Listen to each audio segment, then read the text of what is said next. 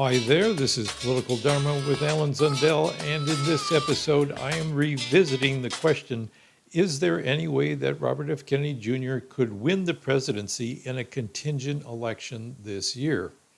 Now, I've already addressed this question twice this year, once back in April when Kennedy was doing well in the polls and from week to week was getting his name on the ballot in more and more states. So at that point, I said a contingent election, well, unlikely, looked possible because Kennedy might get a few Electoral College votes in the election. Now, you have to have gotten some Electoral College votes in order to be eligible to be elected president in a contingent election. So when I addressed this 2 days ago, I said since Kennedy is no longer campaigning for himself, but is now campaigning for Donald Trump, and is actively taking his own name off the ballot in many states, it doesn't look like he's going to get any Electoral College votes by actually winning the most votes in any particular state. But there is an alternative way that he could get his name into contention in a contingent election, and that is through a faithless elector. When I talked about contingent elections 2 days ago, I mentioned that the last time we came close to a contingent election was in the year 2000.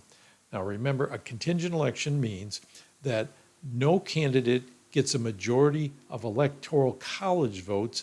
Therefore, the decision about who will be president goes to the House of Representatives, and the decision about who will be vice president goes to the U.S. Senate. There are 538 Electoral College votes, I think. Anyway, a even split would be 269 to 269.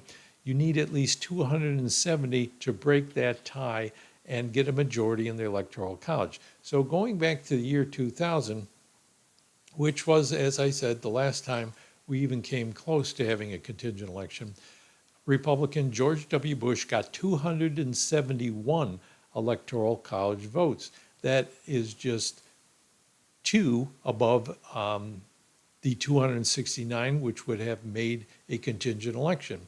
That was my point then, and I kind of glossed over the fact that there was one Electoral College vote, you see at the bottom, that did not go either to George Bush or to his Democratic rival, Al Gore. That is the case of a faithless elector. That elector was chosen to vote for one of the two major party candidates, I forget which one now, but decided to abstain from voting as a form of protest about how Electoral College votes were determined in the states, that is, by a winner-take-all type system in almost all the states. So it is possible for an elector to decide they're going to throw their vote differently than what they were supposed to. What I did yesterday, I started to do some research because I was thinking about that case of a faithless elector. A contingent election plus a faithless elector might put Kennedy's name back in the running as a possible candidate. So how often does it happen that an elector votes for someone other than the candidate they were pledged to? I looked all the way back to 1972. And from 1972 up to 2016, I can only find two cases in which an elector voted for somebody other than the candidate they were supposed to. Those were in 1972 and in 1976. Now, there were a couple other cases where an elector did not vote for who they were supposed to, but they didn't vote for some other candidate. In one of these cases, 2000, they just abstained from voting. In another case, they switched between president and vice president. They were supposed to vote for one candidate for president and another for vice president. I think this was John Kerry and John Edwards in 2004. Anyway, this was in 2004. They switched this over, and it looked like they did it by accident. So they accidentally cast their presidential vote for the vice presidential candidate, so I'm not counting that. So only two cases up to 2016, but 2016 is an important example because not only was there a faithless elector, there were actually 7 faithless electors that got their votes counted. I have here a graph from Wikipedia And it shows that there were, there's 7 of these cases of validated faithless electors in the 2016 presidential election. 2 of the delegates pledged to Trump and Pence actually voted for, one for John Kasich, a Republican from Ohio, and the other for Ron Paul, a libertarian.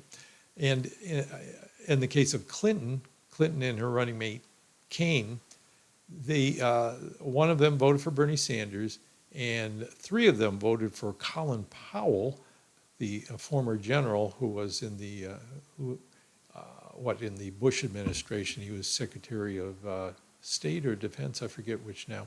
Secretary of State, I'm pretty sure.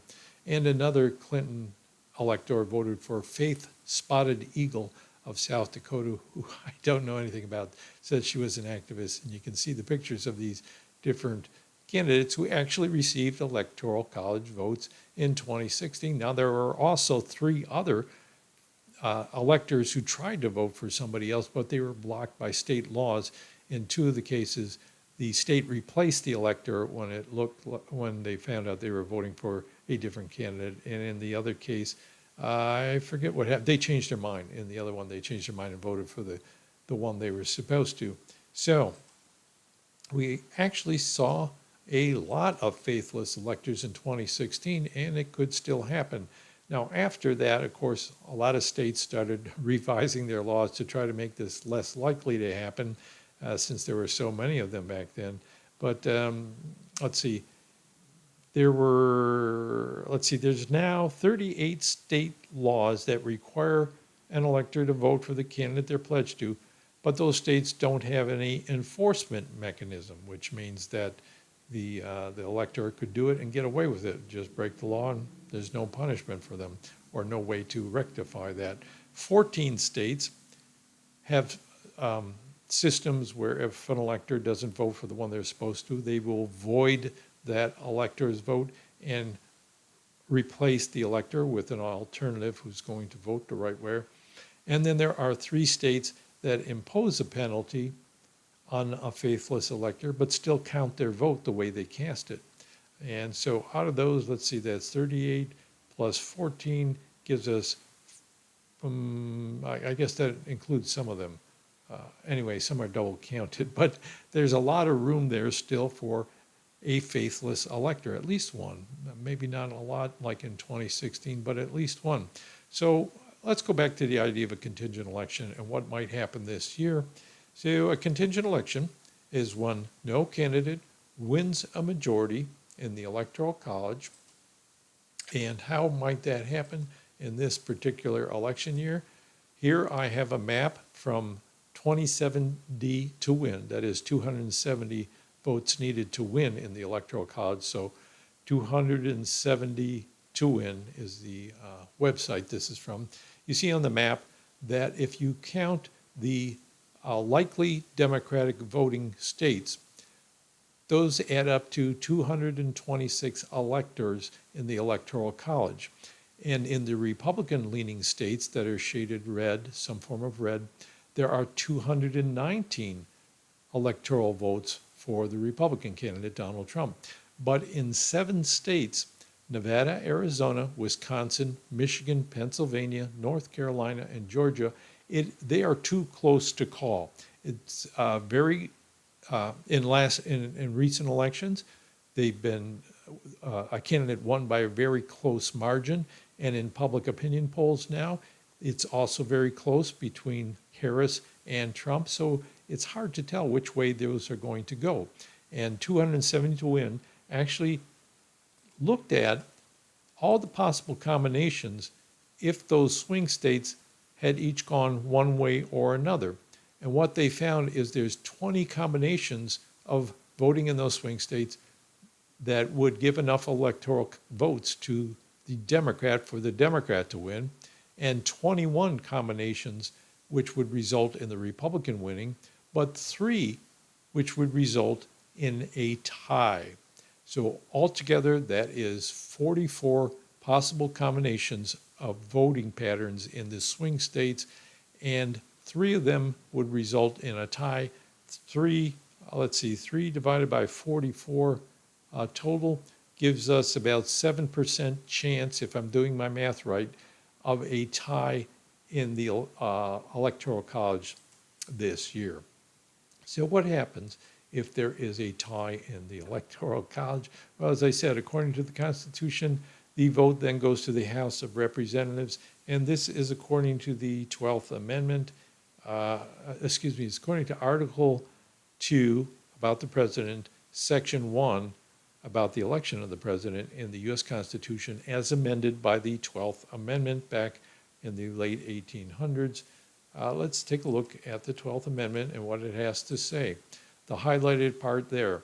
If no person have such majority that is a majority of the Electoral College votes, then from the persons having the highest numbers not exceeding 3 on the list of those voted for as president. Now, what that phrase means is that they have a list of the candidates who got Electoral College votes, and they can only look at the top 3. Now, if there's only 2 that got Electoral College votes, those are the only 2 they can look at.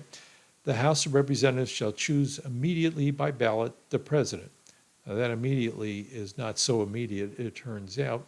But that means that it goes over to the House, and they can vote for president, but they have to choose only from those who receive some Electoral College votes, which makes the faithless elector important, because if somebody gave their vote to a different candidate, then that candidate could be eligible to be chosen by the House when they vote for president. Reading again from the 12th Amendment, but in choosing the president, the votes shall be taken by states, the representation from each state having 1 vote. A quorum for this purpose shall consist of a member or members from 2/3 of the states, and a majority of all states shall be necessary for a choice. There we have the process that they go by, and you see that it's not that a majority of Congress people in the House determine the president, it's that each state gets 1 vote. So the congressional delegation in each of those states is going to have to vote to determine which candidate they're giving their 1 vote from that state to, which is a kind of strange process, but that's the way they set it up. So when do they actually make this decision? It says immediately, but this was changed by law, and the Congressional Research Bureau in 2020 did a study of this, and you see the front page here if you're watching the video, contingent election of president and vice president by Congress, because they were expecting a close election in 2020, which it was. This was published in October of 2020. Perspectives and a contemporary analysis. You can look on the web for this document, and it has a very detailed analysis of how the process works and what they're basing their research on. And what they find is, coming down to one of the pages here, this summary, a contingent election would be conducted by a newly elected Congress immediately following the joint congressional session that counts and certifies electoral votes. So this is not the Congress that currently is in the House, but the new Congress elected in November, which may be different. And certainly some seats are going to change hands between persons, but not necessarily between parties. So we have to have some kind of idea of who's going to be in the Congress to tell how that vote in the House of Representatives is likely to go. The session is set by law for January 6th of the year following the presidential election, but occasionally rescheduled. I don't know how that would happen. And then they mention here, which I did not highlight, if the House is unable to elect the president by January 20th inauguration day, that is the inauguration of the president, the 20th Amendment provides that the vice president-elect would act as president until the impasse is resolved. So if the House is unable to choose a president by the time it comes to inaugurate a president, then the vice president-elect, who is chosen by the Senate, presumably, that vice president becomes the acting president. And if neither of them have been chosen, then the Presidential Succession Act applies, and the presidency goes to the Speaker of the House, and then if there's no Speaker, then to the President pro tem of the Senate, and down to the Cabinet, et cetera, et cetera. But let's say, let's first look at what the current Congress is composed of to tell if that vote in the House of Representatives were held with the current Congress, how would it turn out? Now, I take this from my April episode about the contingent election, but I don't think it's changed much. I did a quick survey of the states, and I think the composition of the states is the same as in this slide. So the current House of Representatives, and if they were voting in a contingent election, each state would only get one vote.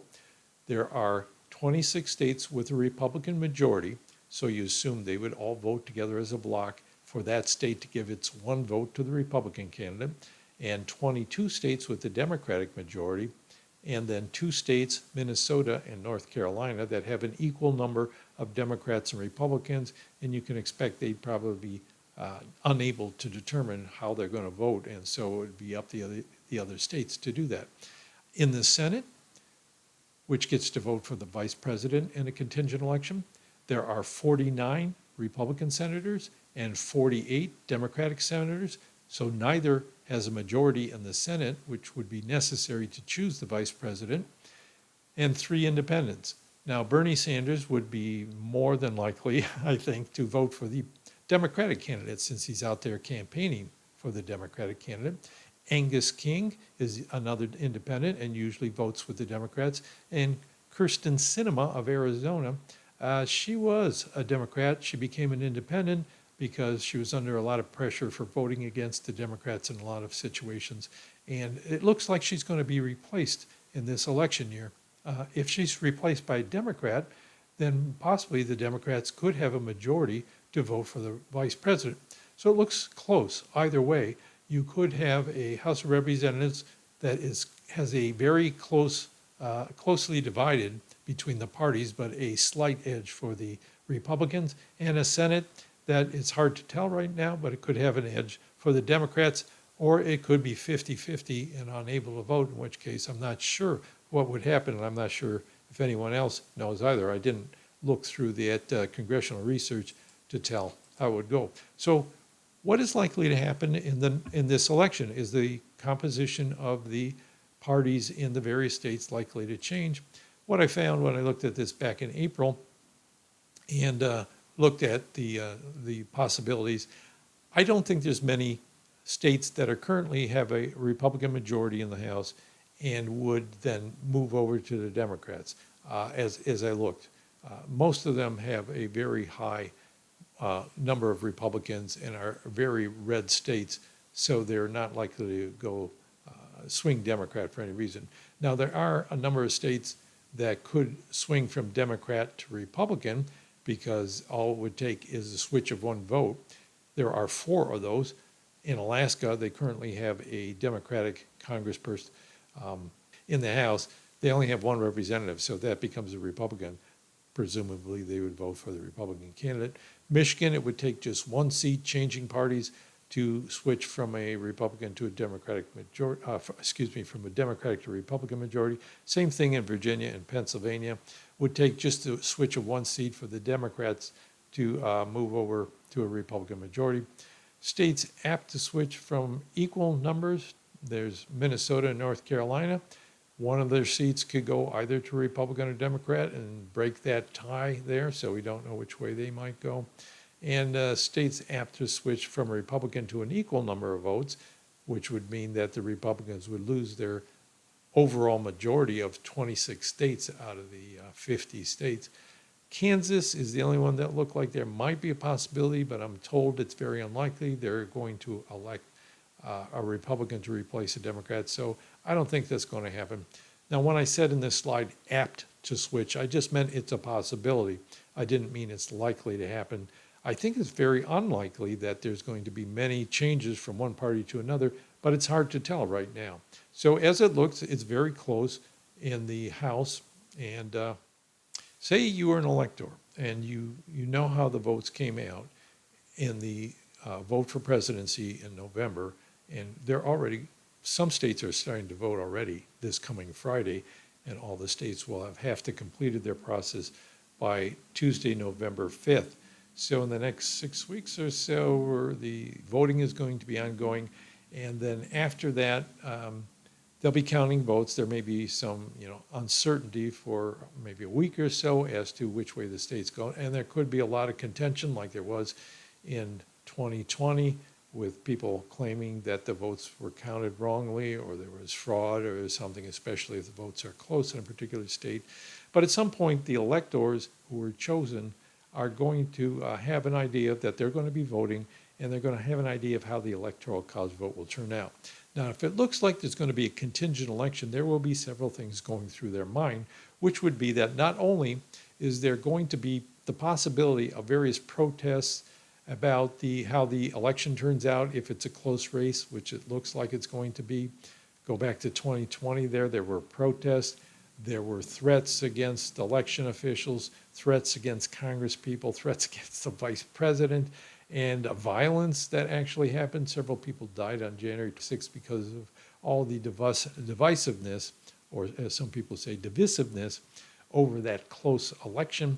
So an elector might be saying, okay, now it's going to be even worse, because not only was the election close, but now we've got a contingent election where the Electoral College is not determinative and it's going to go over to the House of Representatives.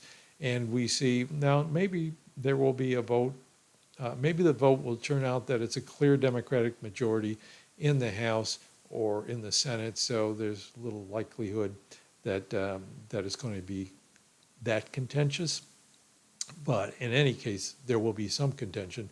But if it looks like it's going to be very close, like just one or two states are going to determine the outcome for the presidency, and in the Senate, either it's 50-50 and they can't decide, or it looks like there's going to be a Democratic vice president and a Republican president, there's a lot of things that could happen. For example, the Democrats could refuse to participate and get a quorum going, either refuse to participate in each state voting, in which case they wouldn't have a quorum to be able to vote, or refuse to give their states votes, Democratic-leaning states. They could just opt out of the process and try to hold it up, in which case something else has got to happen. Now, what happens in that case if things are held up and the House or the Senate cannot decide which way to go? Well, here we have to go to the 20th Amendment, and that you saw in that Congressional research analysis, which is that the new Congress would be sworn in on on January 3rd, and then the new president's supposed to be inaugurated on the 20th. So between those two times, you'd have just a couple of weeks in which the votes in the Senate and House have to be taken, and if it's very close, or if there's a tie, or if one party or the other decides they're going to hold up the process in one way or another, it could lead to a lot more social unrest than we've even seen in the last presidential election. And an elector who could foresee this coming, one of them might be a Republican who was publicly supporting and pledged to Donald Trump, but would think privately that they don't regard Trump as the best choice for the office. In other words, they have some reservations for Trump as president, as many Republicans have had, and they could think maybe a way out of this whole possibility of contention and endless division would be to throw in a vote for somebody that could be a possible compromise candidate. And they could think of Robert F. Kennedy Jr. in this case, especially if a lot of Kennedy supporters actually go ahead and vote for him anyway, even though he's asking them to vote for Trump. And one of my commentators on my last video said she was planning to vote for Kennedy anyway, and she saw a lot of other people in comments on in various places online saying they were going to do that. So say Kennedy gets a relatively good share of the vote in November, say somewhere close to 5%, and suppose in a particular state that has Republican electors, Kennedy does especially well, that elector might say, well, Kennedy deserves some representation. He's a possible compromise candidate who could get us out of this mess if the Democrats and Republicans could both agree on him. So let's create a possibility here, and I will give my electoral vote to Robert F. Kennedy Jr. rather than to Donald Trump. All right, so let's assume that happens now. What I'm trying to do is give you plausible reasoning on the part of the actors involved instead of just purely hypothetical. At least has to be something that's plausible that people would actually do. So I'm saying one elector at least might have the thought, looking forward into the contingent election process and seeing how much division and how much social unrest might result from it, decides they're going to at least put in Kennedy's name as a possible compromise candidate. Okay, so they do that. The vote is taken. The electoral votes are cast on December, whatever it is, early December, I think, December 12th. And then in the meantime, there'll be a lot of jockeying within the House of Representatives, newly elected members who are not yet been sworn into office, and in the U.S. Senate, whoever the new elected senators are, and they'll be looking and saying the same kind of thing. Boy, this is going to be very contentious. We don't know if we can get out of this. They're threatening to withhold their votes, hold up the process. Now, if the Democrats hold up the process and they actually have the votes to get the Democrat elected as vice president, they could get that vice presidential candidate to become president. So let me explain that again. If the Senate votes for Tim Walz, the Democrat, as vice president, and then the House of Representatives is not able to agree on a vote for the president, then come inauguration day for the president on January 6th or whenever they schedule it, Tim Walz would become president. So that's an advantage to the Democrats. And it's really unclear from the 20th Amendment what happens, to resolve this kind of situation, and whether the Congress can then after that come back and vote and determine, they're going to give it to somebody else. So both parties have reasons to be worried about the outcome. Both parties have reasons to try to delay the outcome. And the members of both parties are going to be adamant that they don't want to see the other party's candidate elected. Democrats in no way want to compromise in order to have Donald Trump elected president, and the same thing on the other side. So if Kennedy's in the mix, is there any reason why enough people in the House who's been newly elected and they are either Democrats or Republicans would decide to vote for Kennedy? Well, the reason would be to try to avoid all this contention that could result. And from the Republican side, I think one thing would have to happen here to make this plausible. If Kennedy and Trump talked to each other and Kennedy said, look, if you put me in place, maybe I would be less objectionable to the Democrats if you decide to support me and back me in the House of Representatives vote for president, then if I become president, I will give you a full pardon for any federal crimes that may have been committed in your time in office. Would Trump go for that? I think maybe. He never seemed like he really wanted to be president anyway. He seemed in 2016 surprised that he got it and not sure of how to do things when he first got into office. And I think it would be pretty relieved to say, okay, I could look like the hero.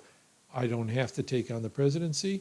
Kennedy's on my side anyway, so maybe he'll do the things I want. I can look like a hero. I can claim that I would have won the election, but I'm just stepping down because I'm doing it for the sake of the country, and I'll get a full pardon. I can go back to making money and enjoying my life on the golf course. So that might be a tempting deal between Kennedy and Trump, in which case the Republicans would be urged by Trump to vote for Kennedy instead, and the Democrats would then have a choice. Are we going to block a Kennedy election in favor of stalling things out and creating more social division?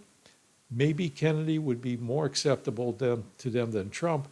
I'm sure they don't like Kennedy much, and they certainly tried to block him from getting on the ballot, but they don't have the kind of posture they have towards Trump. They regard Trump as a potential dictator, and Kennedy less so. They think Kennedy's crazy and that he will do a lot of things they don't like, but they'll be able to block it in Congress, and Kennedy's not as likely, in their eyes at least, to try to take dictatorial power as Trump would be. So there is a potential deal there that could be made for the sake of the country for both the Democrats and the Republicans to go along with a compromise, electing Robert F. Kennedy Jr., and then maybe saying, okay, since we elected Kennedy, now we're going to have Tim Walz as vice president. Both parties get something out of this. Donald Trump gets something out of it, and the United States can say, wow, I'm glad that was resolved. Now we can all go back and see how things go in the coming weeks and years until we have to revisit the presidential election again. So that is my, what I was actually trying to do is write this out as a novelist would. Is there any way that Kennedy could actually win, given reasonable motivations on the part of the actors involved, and given the way that the Constitution and the election laws are written, could it happen? So I think it could. It's unlikely to happen, but this is a year of unlikely events, 2 assassination attempts on former President Trump, a situation where the incumbent president, who actually won handily in the primaries, stepped down from the nomination, and then they nominated someone who hadn't even run in the primaries, Kamala Harris, the vice president.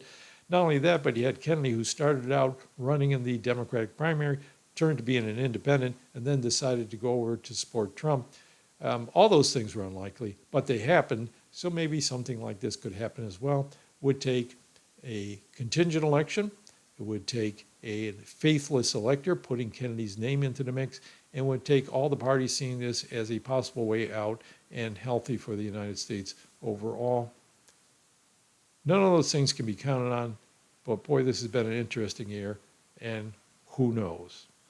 All right, I will have in a few days an interview that I did with somebody who wrote a book about Republicans who stood up to Donald Trump. So this is not going to be a friendly case for Donald Trump, so expect that. And then on the weekend, I'll go back to talking about how the election is going overall, and maybe start looking at the states that have initiatives to change voting methods, which could be a boon to third parties. Thanks a lot for watching. Look forward to hearing your comments. There was one other viewer who picked up on the idea of a faithless elector, so kudos to that person for being attentive to the possibilities. And I'll be back again. Thanks. Bye.